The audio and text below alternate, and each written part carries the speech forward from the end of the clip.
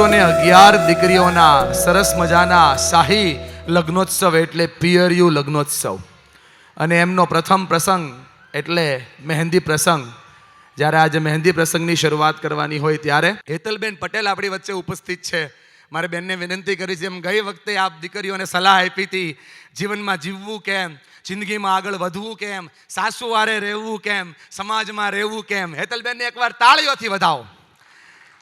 પોતે ઓફિસર તો છે પણ પોતે કાયદાની સાથે કાળજું પણ રાખે છે. એકવાર તાળીઓથી બેનને વધાવો, જોરદાર તાળીઓથી. મહેશ સવાણી સરના આંગણે અને ખાસ કરીને દાદાજી, આપણે બાપુજીના નામે જેમને ઓળખીએ છીએ, એમના વાત્સલ્ય ભર્યા આશીર્વાદના છત્રછાયામાં આજે આપણે સૌ ભેગા થયા છીએ. આપણને બધાને એક ઉત્સાહ અને ઉમંગ, એ હાથમાં મહેંદી રચાય, આમ તો કંકોત્રી લખાય ત્યારથી જ ચાલુ જ હોય છે, પરંતુ બંને હાથ બંને પગે જ્યારે મહેંદી રચાય ત્યારે આપણને એવું લાગે કે એક નવી જ જવાબદારી, એક નવા જ ઉમંગ અને ઉત્સાહ સાથે જીવનનો એક નવો પડાવ આપણે હવે પામી રહ્યા છીએ. હું આ તબક્કે એક અધિકારી તરીકે નહીં કહીશ, પણ એક દીકરી તરીકે, એક પત્ની તરીકે, એક માતા તરીકે આપણને થોડી વાત કહીશ. અને સલાહ માનવી કોઈ જરૂરી નથી, કારણ કે દરેક ઘરની પરિસ્થિતિ, દરેકના સંસ્કાર અને દરેકના આકાંક્ષાઓ, સપનાઓ જુદા જુદા હોય છે. પરંતુ આપણે બહુ ટૂંકી દ્રષ્ટિ ના રાખીએ અને બહુ લાંબી દ્રષ્ટિ રાખીને જો જોઈએ તો એક કહેવત છે ગુજરાતીમાં, ધીરજના ફળ મીઠા હોય, તો એ મહિલાઓના ભાગે વધારે લાગુ પડે છે. કારણ કે ભારતીય સંસ્કૃતિમાં કોઈ પણ પરિવારને જો ટકાવી રાખવું હોય અને આનંદ ઉત્સાહથી દરેકે દરેક સભ્ય જો ઘરમાં જીવી શકે, તો એની જે નીંવ કહો કે મોભ કહો કે પાયો કહો, એ બધું જ માત્ર એ ઘરની નાર છે, એવું મને પોતાને લાગે છે. આપણો હસતો ચહેરો એ બાકીના સભ્યો માટે પ્રાણ પૂરતો હોય છે. અને આપણને ખબર જ છે કે કોઈ સાજું હોય, માંદું હોય, અતિથિ આવે તો સૌથી વધારે ઘસાતા આપણે જ હોઈએ છીએ. આપણે કોઈ નોકરી કરતા હોઈએ, ધંધો રોજગારી કરતા હોઈએ, કે ઘરનું કામ કરતા હોઈએ, કે બાળકોની સંભાળ કરતા હોઈએ, આપણા મગજમાં આપણું ઘર રમતું હોય છે. એમાં શું ખૂટે છે, શું જોઈએ છે, શું હોવું જોઈએ, એની યોજનાઓ હોય. પણ ઘણીવાર એવું બને કે આપણા સપનાઓ, આપણા મોજ શોખ એ સાઈડમાં કોરાણે તો નથી મુકાઈ જતા. અને એ પણ એનું પણ બેલેન્સ બહુ જ જરૂરી હોય છે. આપણી કારકિર્દીનું બેલેન્સ પણ બહુ જરૂરી હોય છે. તો હું આપને બધાને એવું કહેવા માંગીશ કે અત્યારે હું જોઈન્ટ ફેમિલીમાં છું અને મારા માતા પિતા અને મારા સાસુ સસરા, મારા નણંદ નણદોઈ, ભાઈ બહેન ભાભી, આ બધાઓના સહકારના લીધે જ આજે અમે આવી ટ્રાન્સફરેબલ નોકરીઓ કરી શકીએ છીએ. જ્યારે અમારી નાઇટ ડ્યુટી હોય કે બીજા રાજ્યમાં કે બીજા જિલ્લામાં ક્યારેય પણ એક સિંગલ કોલમાં અમે ઘર મૂકીને જતા રહેતા હોઈએ, તો પાછળ અમારા સંતાનો કોણ સંભાળતું હોય? અમે કદાચ બીજાના બાળકોને વેક્સિનેશનના પ્રોગ્રામો કરાવવા જતા હોઈશું, પણ અમારા બાળકોની રસી મૂકાવવા અમે નથી જતા હોતા. તો આ બધું ત્યારે જ શક્ય બને જ્યારે આપણી જગ્યા જે લેતા હોય એવા વ્યક્તિઓની આપણે યોગ્ય કદર કરીએ. એ કદર પૈસાથી નથી થતી હોતી, એ કદર સન્માનથી થતી હોય છે. પછી આપણે બોલીને બગાડીએ તો અગેન એક કહેવત છે કે ઝેર વેચવાવાળો હોય પણ એ મીઠું બોલતો હોય તો એનું ઝેર પણ વેચાય, અને કડવું બોલતો હોય ને એનું મધ પણ ના વેચાય. તો આપણે સારું જ લઈને નીકળ્યા છીએ, સારા સંસ્કાર છે, સારા ગુણ છે, સારી સર્વિસીસ આપીએ છીએ, પણ આપણે બોલીને બગાડીએ. એના કરતાં મૌન રહીએ ને તો કદાચ સમય જ એટલો મહાન હોય છે કે ગમે તેવી પરિસ્થિતિ, ગમે તેવી સમસ્યાઓનો ઉકેલ આપોઆપ ઉપરવાળો આપણને આપી દેતો હોય છે. તો હું આ તબક્કે એવું કહીશ કે અમે આટલી મોટી કારકિર્દી આફ્ટર મેરેજ, બાળકોના જન્મ પછી જ મને આ બધી નોકરીઓ મળી, અને આ યુનિફોર્મ સર્વિસમાં અત્યારે બહુ સારી રીતે પરફોર્મ ત્યારે જ આપી શકીએ છીએ કે જ્યારે બધાનો અમને આટલો જ સહકાર છે. અને સમાજના મોઢે ગળા નથી બંધાતા. એક તબક્કે જ્યારે ટીકા કરવાવાળા હોય છે, જ્યારે તમે કોઈ પોસ્ટમાં આવશો, જ્યારે ક્યાંય પૈસા પામશો, કોઈ સારો બિઝનેસ કરશો, તો એ જ માણસો તમારા ભરપેટ વખાણ કરશે. એટલે પહેલા જ દિવસે કોઈ તમારા પ્રશંસાના પુલ બાંધે ને એવી અપેક્ષાઓ જ ના રાખો.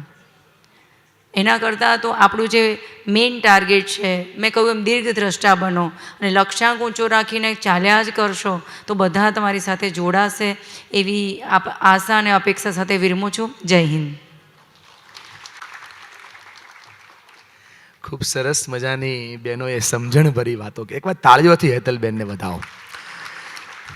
બહુ સરસ વાત બેન આપને કરી છે અને આ સરસ મજાની જે 2-3 મિનિટની ક્લિપ છે એ લાખો લોકો સુધી પહોંચવાની છે. મહેશભાઈના પેજ ઉપર લગભગ ગુજરાતની બધી જ દીકરીઓ છે અને આપની આ સમજણભરી શીખ એમના લગ્ન જીવનને સુગંધિત કરશે. એકવાર તાળીઓથી બેનને વધાવો.